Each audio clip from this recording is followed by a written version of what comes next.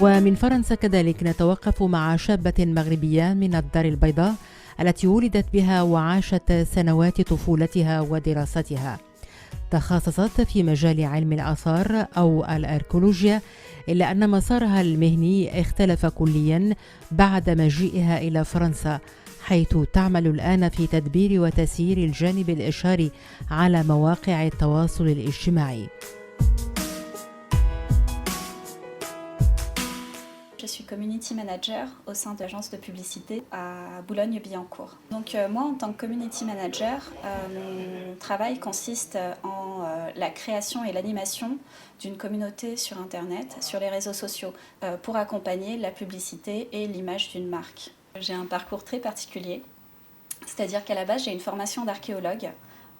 J'ai préparé un Master 2 de préhistoire de l'Afrique du Nord, d'où une forte relation avec le Maroc très tôt développée.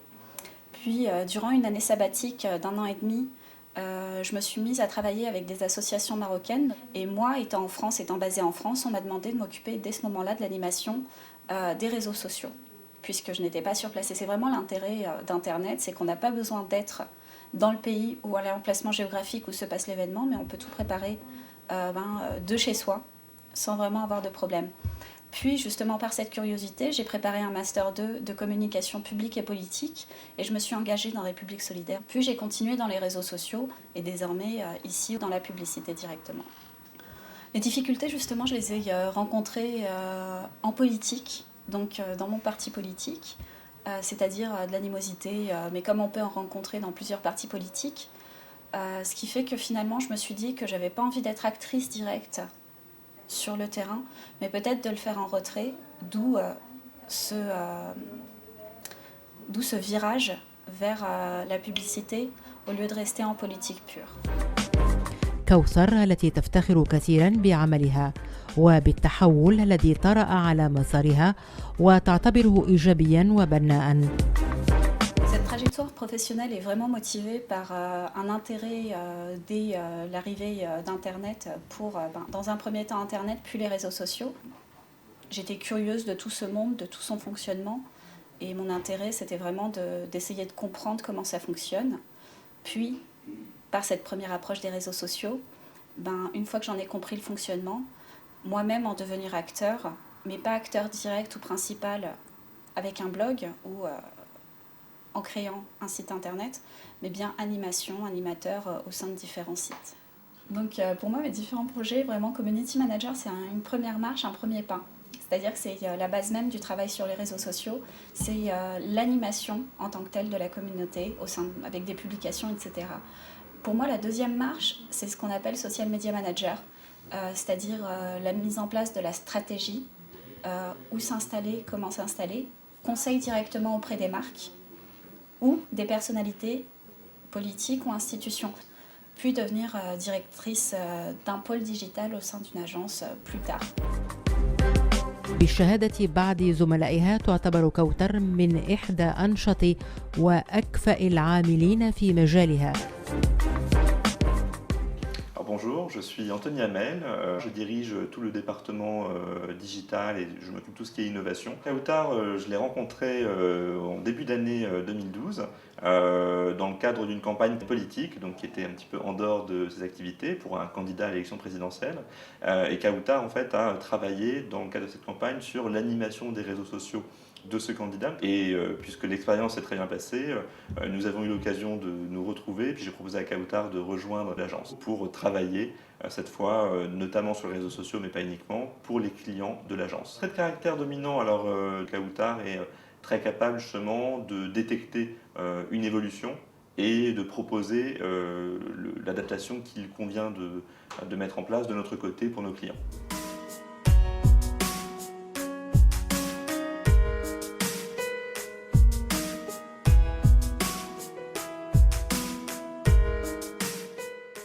Mes origines marocaines, je suis une Soussiya d'Ida Ousmlel, c'est-à-dire que je viens du sud du Maroc, Tiznit, Tseflaout, dans ces régions-là.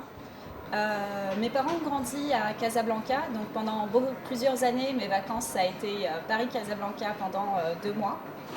puis, je suis devenue archéologue. J'ai fait mes études d'archéologie et là, j'ai commencé à bouger un peu plus au Maroc. J'ai découvert Meknès, Fès et surtout Rabat, qui est vraiment ma ville préférée au Maroc, celle où je souhaiterais peut-être un jour, Inch'Allah, m'installer. Ensuite, ma relation avec le Maroc en tant que telle, elle est vraiment viscérale. Mes origines, ça me parle, c'est peut-être le seul endroit au monde où j'arrive à respirer. Ça parlera peut-être à certaines personnes, c'est-à-dire que quand j'arrive à l'aéroport Mohamed El Khamis, Mohamed V, d'un coup, tout s'ouvre à moi et j'ai l'impression que je peux enfin être moi-même, sans avoir peur de certains jugements qu'on peut avoir ici. Et au Maroc, je sais que, alhamdoulilah, je parle assez bien marocain, j'ai pas un gros accent, donc j'arrive à être vue comme une Marocaine du Maroc, surtout si j'y vais pas pendant les grandes vacances. كوثر التي تفتخر أيضا لكونها متشبعة بثقافتين مختلفتين وتتمنى أن تعود إلى المغرب بمشاريع وأفكار مفيدة. Le Maroc, c'est plus un pays du tout en retard.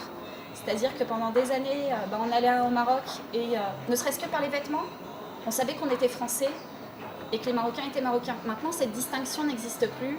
La mode est au Maroc, j'aime beaucoup la mode. C'est vrai qu'un truc tout bête, mais moi j'aime les caftans, j'aime Tskcheta. Et au Maroc, on en trouve partout. On est à la mode, on est au courant de tout ce qui se passe. On ne peut pas non plus voir le Maroc idylliquement en fait. C'est pas encore idéal. Il y a encore de la misère, il y a encore des choses à changer. Mais je pense que le Maroc est sur le bon chemin. La France d'aujourd'hui, je pense qu'elle se perd dans ses contradictions. En tant que Française née de parents étrangers, je pense qu'on me regarde différemment. J'ai découvert le racisme quand j'étais à Bordeaux, c'est-à-dire qu'on m'a fait des remarques, on m'a dit que je devais travailler sur le Maroc avec une bourse marocaine au lieu de travailler sur le Maroc avec une bourse française.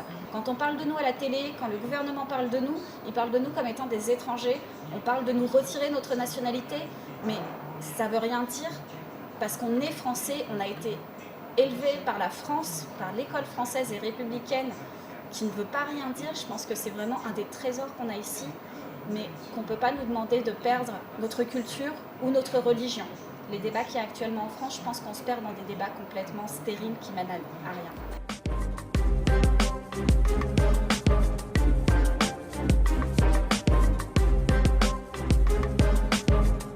La richesse, c'est vraiment cette double culture, c'est-à-dire que je suis 100% marocaine, je suis 100% française. Je suis très impliquée dans la politique et dans la vie sociale de la France. J'essaye de l'être au Maroc tant que faire se peut, avec les associations jusque maintenant. Maintenant un peu moins parce que j'étais obligée de me concentrer sur ce que je faisais. Cette richesse, en fait, c'est une absence de définition propre. C'est-à-dire que oui, je suis française, mais si quelqu'un va insulter le Maroc ou insulter les gens qui, comme moi, sont nés de parents étrangers, il va falloir que je parle et que je réagisse. Au Maroc, ça va être la même chose.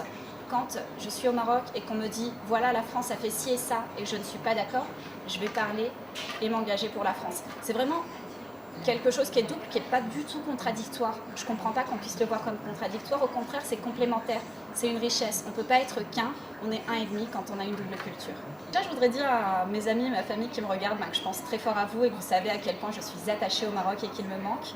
Ce que je voudrais dire peut-être au peuple marocain, et je suis désolée de m'exprimer en français, j'aimerais tellement le faire en arabe, c'est dire qu'on a de la chance d'avoir un pays très riche, que c'est là qu'il faut développer les choses, qu'on est en pleine mutation et que c'est peut-être le moment ou jamais de s'engager, d'y aller, de monter son entreprise, de s'engager dans une association, de s'exprimer en tant que Marocain parce que c'est vraiment notre force et on ne doit pas lâcher ça.